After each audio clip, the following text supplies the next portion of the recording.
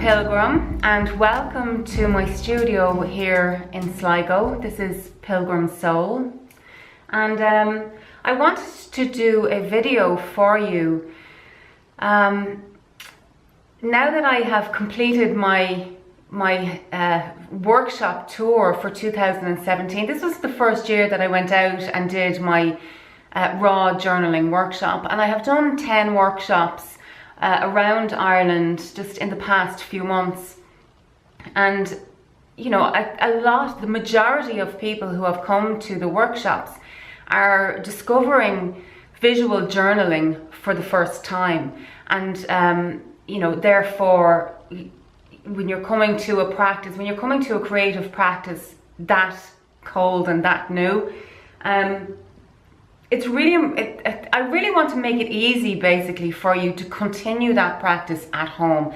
Now, a lot of people will do, as is what happened to me, was when I actually embraced my creative practice, it turned out that I had a lot of what I would have needed already at home. So I had a lot of supplies. I didn't have to go out and buy anything because I already had been stashing supplies away for years, but I just didn't know what to do with them. But that was before I discovered mixed media, and I knew nothing about supplies. So ironically, what I had in my stash was mixed media. I had some acrylic paints, I had some oil pastels, I had some watercolor paints, I had you know, like different, I had a whole lot of things that made no sense to me. But anyway, that could be you. You could have a load of supplies at home. Maybe you have no supplies and you're kind of like, where do I start? Because it's so overwhelming to either walk into a bricks and mortar shop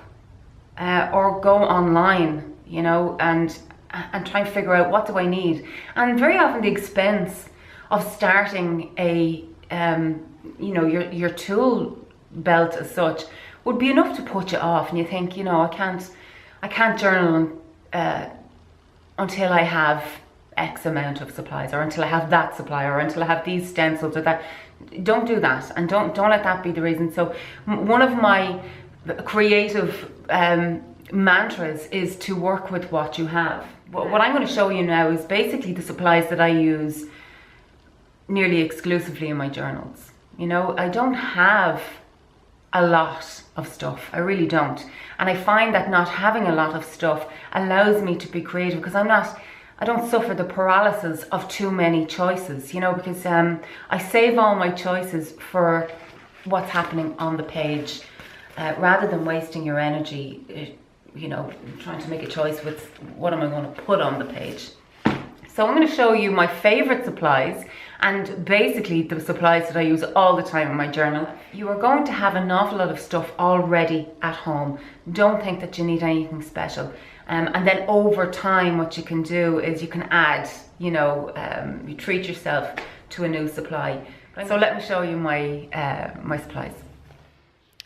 Okay, so what do you need for the very basic art journaling or visual journaling kit? Obviously, you need a journal. Now, what I use lately, and I have used lots of different types of journals, but what I'm using lately is a moleskin. I know there are different ways of pronouncing that, but I pronounce it moleskin. I will link that in the video. I will link that to this post anyway in the video. And I really do like working in the moleskin journal. I use the ruled one. And that is my current preference. In order to use the moleskin journal, you know, you can't really use a whole lot of wet media, because this is a journal that was designed for writing, not for arting in, but you can definitely get journals online that are specifically for mixed media artwork. Other journals I have are handmade, you know, so they're bound, they're art paper, and different types of paper that basically are bound. So you can make your own journal. There are tons of videos on how to do that. Maybe someday I'll do one as well. So you can make your own, or you can buy an art journal, but I'm currently really enjoying working in the moleskin. Now, I'm going to start from, let's say, the dry media out, and also the order in which I tend to use the supplies as well that I create. So I have here, I have a pencil case, and it's a cool one because it rolls out and you can see everything that's in it. And it also feels quite surgical, you know, it really does feel like a tool belt. In this tool belt, I have a variety of pens and pencils that I particularly like. Now you will eventually find your own.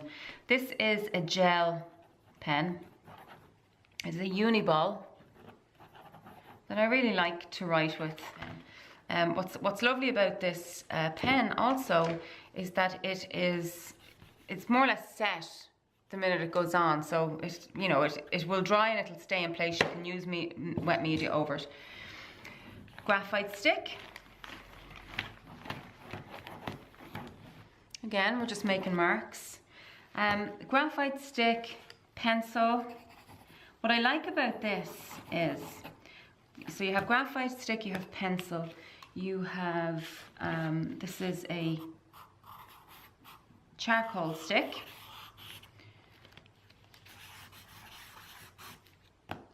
And you see the degrees of, hopefully you can see that. So do you see the different quality that you get from that? I really like to have that variety. It's like the pencil is light and thin, so it's varying in dark, or what would you call that? It's varying in thickness of lines. So some of them are really thin lines, and some of them are like that. That one obviously is going to have a bigger line. And they have varying degrees of depth then as well. So when you use them all together, you get a lot of depth just by this one being grey and this being black. I just have another permanent crayon that is black, and again is a big fat line, you know? So that's what you want when you're looking for mark making tools, is that you want a variety in your pencil case that allows you to, that vary in thickness and in darkness, you know, heaviness, I suppose. Okay, so these are all basically, I suppose, what you would call dry mark making tools, dry media.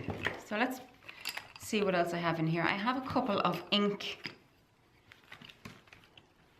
and I have, this is dry as well, this is permanent too.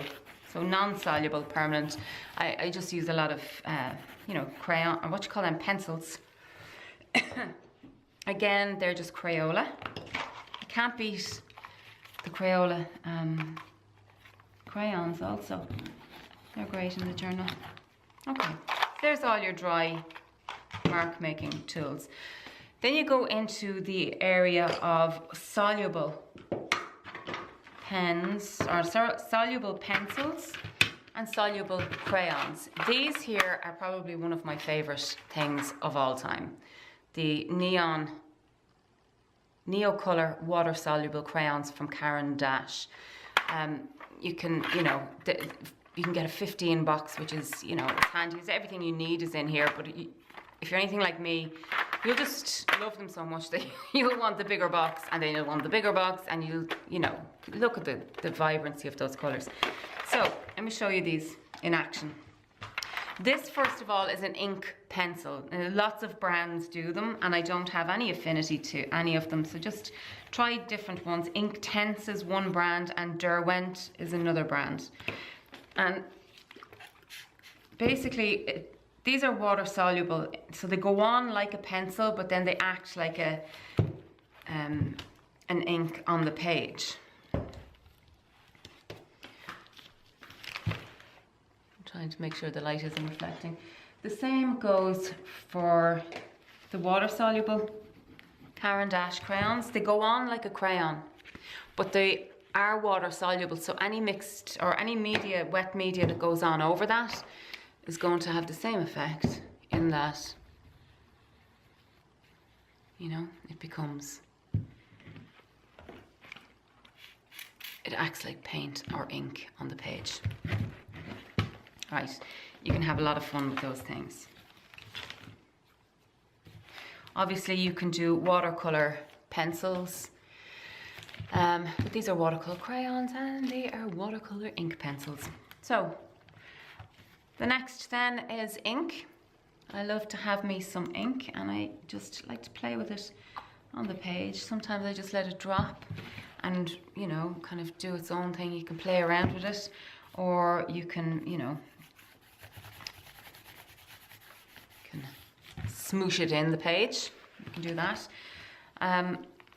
Some acrylic, they don't have to be golden obviously, but you know, small size acrylic paints. Don't go mental on the paints, you know, to start. Like you can have a journaling practice just with 3 colors. So let's say they are your 3 colors that you have, and actually they're the 3 primary colors, which is a good place to start, because from them you can do a lot of mixing, and each of those colors you can mix also with black and with white to achieve different shades.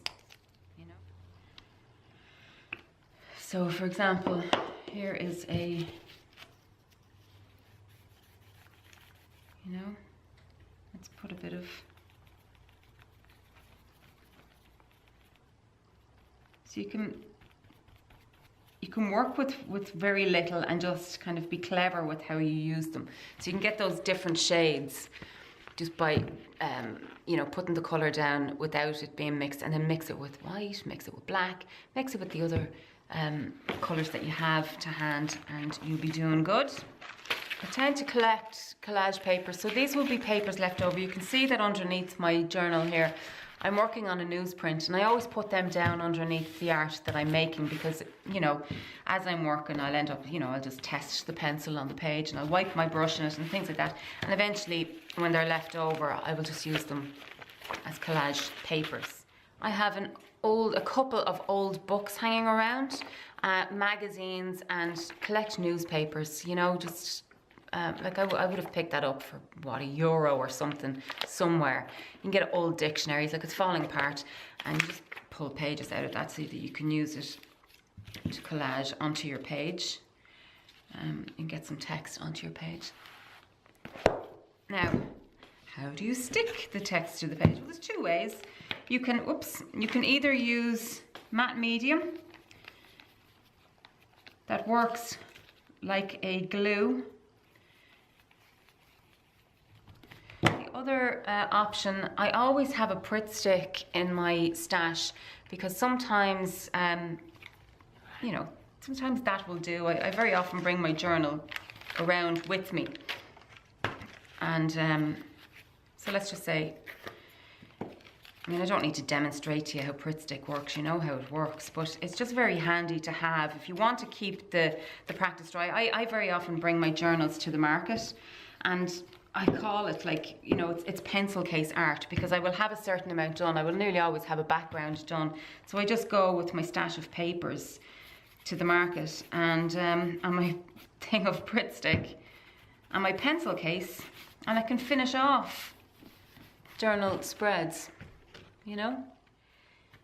Now, the last thing that I would always have with me in my stash is tape. Now, it can be good old photographer's tape or framer's tape, or whatever you call it.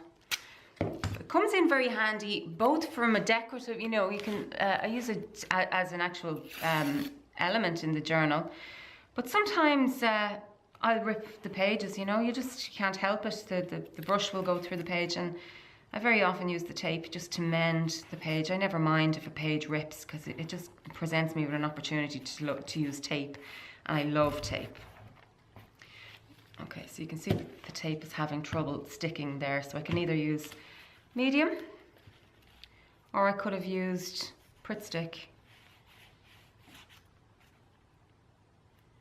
to get that tape to stick. That's just regular plain tape. And then you have what's called washi tape. And if you don't know what washi tape is, basically it is tape that is designed, you know. It has, it's decorative tape, self-adhesive. So these are really great to have. Okay, so that is it.